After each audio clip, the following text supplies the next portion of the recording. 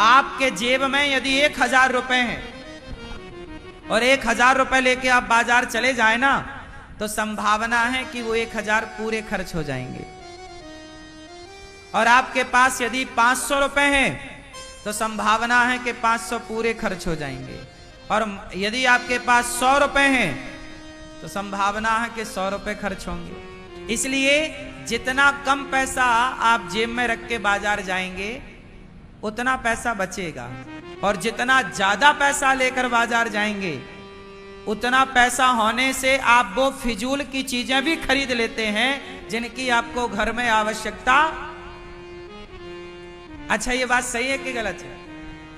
कई बार आप ऐसी चीजें खरीद के ले आते हैं बाजार से जिनकी आपको जरूरत थी ही नहीं, पर पैसे फंस जाते हैं।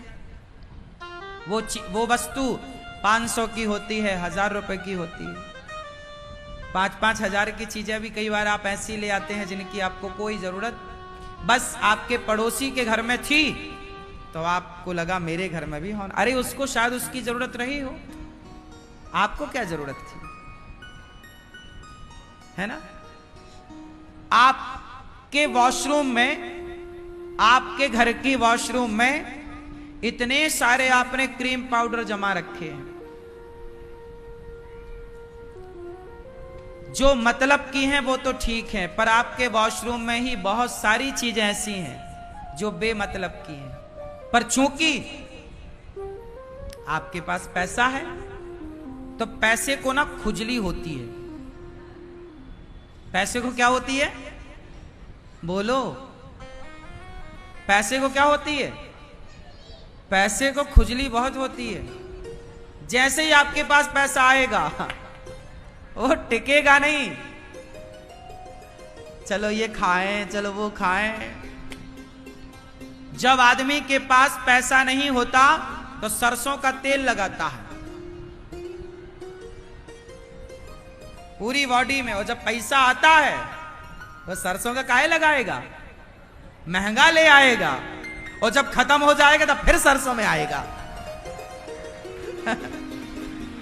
अरे जब सरसों में आना ही था तो गए काहे वहां तक? ये पैसे को ना बहुत खुजली होती है, टिकता ही नहीं। आएगा, ये हमारी माताएं पैसा कम है तो आप 200 की साड़ी पहनती हैं, 300 की साड़ी पहनती हैं, और पैसा आता है तो आपको 5000 से कम की तो चाहिए ही नहीं। ये आदमी पैसा नहीं होता तो 50 रुपया का पौआ पीता है, और पैसा आ जाए तो 500 वाला पीता है। हाँ या ना? तो पैसे को खुजली है कि नहीं? ये दोस्त तुम्हारा नहीं है, तुम्हारे पैसे का है। इसलिए कहता हूं, पैसा कमाने के पहले पैसा कहां खर्च करना है ये सीख लो,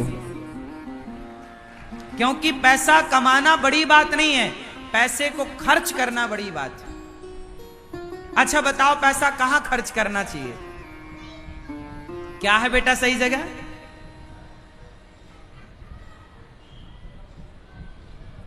कहां खर्च करें? आप बताओ लाल मैया, आप बताओ।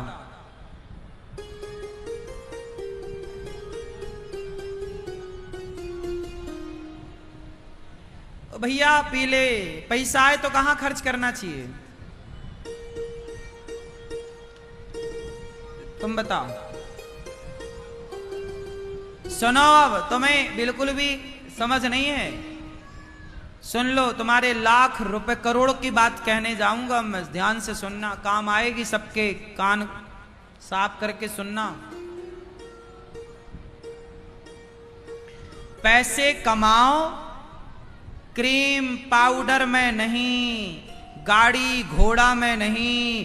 पैसा कमाओ, उसे बचाओ, और आप अपने लिए सबसे पहले एक घर खरीदो।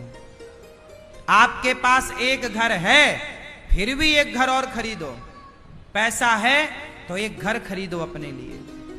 और पैसा है तो एक छोटा सा खेत खरीद लो, पैसा है तो एक आध प्लॉट खरीद लो। बोलो हाँ। यदि पैसा आपके पास है तो वो खर्च हो जाएगा। एक संपत्ति होती है चल, एक संपत्ति होती है अचल। हां, चल संपत्ति क्या है? सोना चांदी हीरा मोती चल संपत्ति है, ये चोरी हो सकती है। एक संपत्ति है अचल। अचल मतलब आपका घर, आपका प्लॉट, आपका खेत। पैसा आवे तो बड़े महंगे कपड़ों में ना उड़ाओ, बड़ी महंगी गाड़ी के चक्कर में ना पड़ो। जरूरत है तो लो, पर पैसे बचाओ और अपने लिए घर। जो आदमी अपने लिए घर बनाता है, अपने पैसों से अपने घर पर रहता है, मैं उसे सफल मानता हूं कि व्यक्ति सफल है। सफल है ये व्यक्ति जिसने अपने पैसों से अपने लिए एक घर बनाता और अपने घर में अपने माता अपने पिता की सेवा करे। भाई तुम्हारा घर है पैतृक, कोई बात नहीं, पर आपके पास एक आज का यूनिक नया घर भी होना चाहिए। और वो संपत्ति है, चलो मत रहना, किराए से दे देना। 5,000 रुपए 10,000 रुपए महीने का आता रहेगा, बना रहेगा पैसा।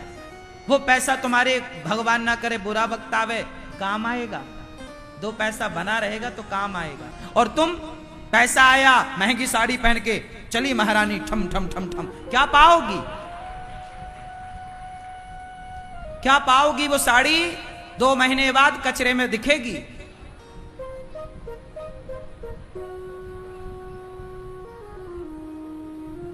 ये आदमी महंगी महंगी गाड़ियों का शौक रखते हैं, महंगे मोबाइल कारें, कुछ ना रखा मोबाइल और गाड़ियों में कबाड़ा हो जाती हैं गाड़ियां। साल भर में आधी कीमत हो जाती है गाड़ियों की। आप 1 करोड़ रुपया की गाड़ी लो, 1 साल बाद वो 50 लाख की ना बिकेगी। बोलो हाँ। पर आप 1 करोड़ का प्लॉट ले लो, घर ले लो, अगले साल वो 1.5 करोड़ का हो जाएगा। बोलो हाँ। इसलिए पैसा सही जगह खर्च करो। देखो आपके लिए दास अनिरुद्ध कितनी अच्छी सलाह दे रहा है आपके। और ये बच्चे नौजवान महंगी सिगरेट पीता छोरा, 20 रुपया वाली, पागल कहीं का, सिगरेट काहे पीता है रे भैया? पैसा बचा, कमा कमा करके। जिस दिन तू अपने पैसे से घर खरीदेगा ना, तेरा बाप गदगद हो जाए, वाह बेटा सफल हो गया तू। आज के जमाने में घर खरीदना सबसे बड़ी बात है। आज के जमाने में घर खरीदना, कह दो अपने बच्चों से सफल है तो घर खरीद के दिखा। तो यदि घर खरीद के दिखाता है तो मैं तुझे सफल मानूंगा, वरना नालायक सिगरेट पी रहा है, शराब पी रहा, कौन सी बड़ी बात? ये कोई बड़ी बात है? तूने बड़ा महंगा मोबाइल रखा लाख रुपया का, अरे इसमें क्या बड़ी बात है कि 2 लाख का तूने मोबाइल रखा है? ना, अपने दोस्तों को आप दिखाते हो, देख मेरे पास 2 लाख का मोबाइल। पागल हो तुम? दोस्तों को मोबाइल ना दिखाओ, अपने लिए घर खरीदो और अपने घर में दोस्तों को बढ़िया लड्डू की पार्टी दो। आओ साहब हमारे घर लड्डू खाने, घर के लड्डू खिलाएंगे तुम्हें। बताओ बाप खुश हो जाएगा ना जब बेटा घर खरीदेगा। वाह मेरा बेटा देखो घर खरीदा, भले छोटा हो, भले छोटा हो, 1 कमरे का हो, 2 कमरे का हो, 4 कमरे का हो, वो तुम्हारी भगवान क्षमता जो बनाए, पर घर घर होता है। बोलो हाँ।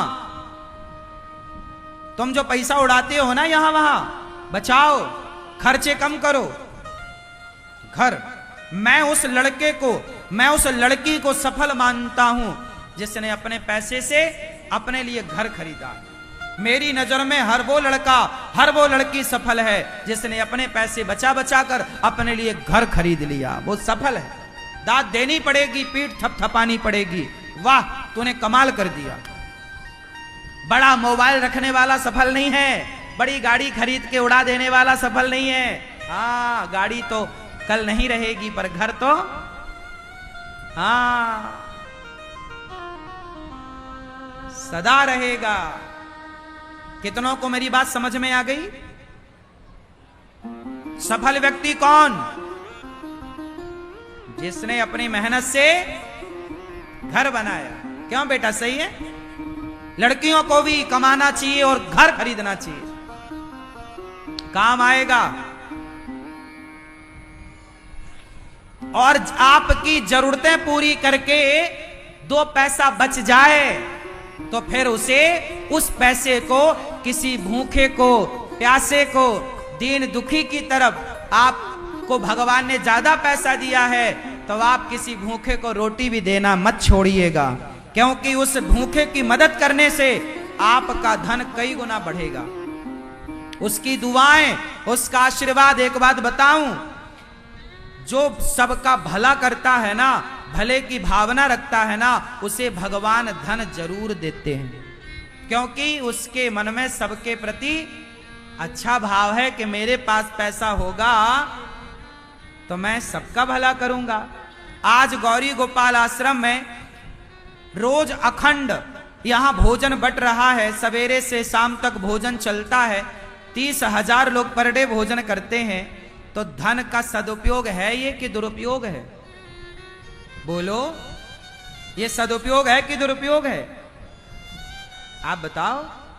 सदुपयोग है। इसका मतलब ये हुआ कि ये दास अनिरुद्ध चाहता क्या है? ईश्वर ने मुझे यदि दिया है तो मैं उसको कहां खर्च करता हूं? लोगों की भूख में, लोगों को रोटी देने की सेवा। हाँ, जब आप किसी का सोचते हैं तो भगवान आपका सोचते हैं। फिर आपके घर में कभी कमी, हाँ, बढ़ता जाएगा, बढ़ते क्रम में प्लस 2, 4, 6, 8, 10, 12 ऐसे बढ़ेगा, माइनस ना होगा। आप पैसा कमाओ, पहले अपनी जरूरतें पूरी कर लो, रोटी कपड़ा मकान की, फिर बच जाए फिर भी है तो फिर आप समाज की सेवा। गौरी गोपाल आश्रम में जो माताओं की सेवा है, जो यहां अखंड रसोई की सेवा है, 150 विद्यार्थी गौरी गोपाल गुरुकुल में पढ़ रहे, इनकी सेवा है। आपको ईश्वर ने दिया है ना, और आपकी जरूरतें भी पूरी हो गई है ना, तो फिर ये बात अपने बच्चों को सिखाओ कि बेटा आप कमाओ, पहले अपनी जरूरतें पूरी करो, जब पूरी हो जाए तो फिर सेवा करोगे तो और बढ़ेगा। शराब ना पीने लग जाना, पैसे हैं तो बकरे को ना कटवाने लग जाना कि चल बकरा खाएंगे ना, तुम पैसे से किसी की हत्या करवाओगे, वो लक्ष्मी मां कहेंगी कहां आकर फंसी मैं, इसने तो मुझे किसी की जान लेने में खर्च कराया। इसलिए लोग करते हैं। अब आप कहोगे महाराज जी लाखों लोग बकरा खाते हैं, खाएं, हम क्यों खाएं, हम क्यों पाप ला दें? भाई जिन्हें अक्कल नहीं है वो कर रहे हैं, पाप करो, खूब पाप करो, हमें क्या करना, हम नहीं करेंगे। बचो, बारिश को आप रोक नहीं सकते पर छाता लगा के अपना बचाव तो कर सकते हैं। ऐसे आज के युग में लोगों को हिंसा करने से रोक नहीं सकते, रोकेंगे भी तो कितने लोग रुकेंगे, लेकिन भक्ति का, भगवान की कृपा का छाता लगाकर आप और हम अपना अपना बचाव कर सकते हैं। तो अपना बचो, अब संसार को बचाना बड़ा कठिन है, आप बचो बस। क्यों? अपने बच्चों को बचाओ बस बुरी संगति से। अब सबको कहां हम और आप बचा पाएंगे? अब तो सब तो पूरा, आज पूरी दुनिया का आंकड़ा निकाला जाए तो 99% लोग मांसाहारी हैं, 1% में आप और हम लोग आते हैं। पूरी दुनिया की आबादी में यदि आंकड़ा निकाला जाए तो शाकाहारियों का आंकड़ा कितना निकलेगा? 1%। आज पूरी दुनिया में 1% लोग शाकाहारी हैं, उन 1% में आप सब हैं, हाँ या ना? अब आप में भी आप ही जानते हैं कि आप कितने शाकाहारी हैं। तो ये धरती उन 99% लोगों के बल पर नहीं, आप जैसे कुछ अच्छे सच्चे लोग 1% लोगों के बल पर यह धरती टिकी हुई है।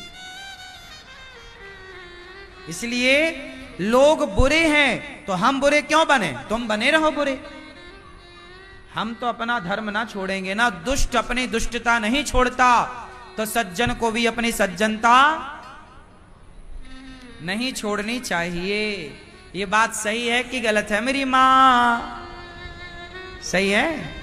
चलो, तो कितने लोग ये दास अनिरुद्ध की बात से सहमत हैं कि जरूरत से ज्यादा धन आवे तो धन को कहां लगाएं? धर्म में। और गौरी गोपाल आश्रम में धर्म का कार्य हो रहा है कि नहीं? हाँ या ना? बेसहारा माओ को सहारा मिलता है, भूखे को रोटी मिलती है और बच्चों को शिक्षा मिलती है। ये शरीर सेवा में लगा है। मैं बहुत खुश हूं, बहुत खुश। मुझे भगवान ने सब कुछ दे दिया, सेवा दे दी माताओं की, और क्या चाहिए? भगवान से प्रार्थना करूं, प्रभु जब जब संसार में भेजना तो यही काम देकर भेजना, मैं समाज में सबकी सेवा करूं, सबको भोजन देने की सेवा भेजना, सबको पांव दबाने में सबके चरण दबाऊं, सबको भोजन कराऊं, सबका पेट भरने में मैं तत्पर रहूं, खड़ा रहूं, सबकी सेवा। हे ईश्वर, मुझे सदा इस लायक बनाना कि मैं सबकी सेवा कर सकूं। हे विधाता, जब भी संसार में भेजना तो मुझे देने वाला बना करके भेजना। हमेशा हम देने वाले बने, हम लेने वाले। भगवान ने आपको देने लायक बनाया है तो दो। ये तो बड़ी खुशकिस्मती है आपकी कि ईश्वर ने आपको उस श्रेणी में रखा है कि आप कुछ देने लायक हो। वरना आज दुनिया में लोग दो दो रोटी को भी मोहताज हैं। हाँ या ना? कुछ लोगों के पास तो फटे कपड़ों का भी बंदोबस्त नहीं है, जुगाड़ नहीं है। आपके पास तो बढ़िया कपड़े हैं, रहने का छाया है। लोगों के पास तो टीन सेट की छाया भी नहीं है, चादर, लोहे का चद्दर, समझते हैं ना, उसकी भी छाया नहीं है। आपका तो अपना घर है, छत है। बहुत गरीबी है संसार में, पता है आपको? आपको ईश्वर ने दिया है तो हर पल धन्यवाद दो, और उसमें से कुछ निकाल कर भूखे के लिए रोटी। गौरी गोपाल आश्रम में तमाम संताकर भोजन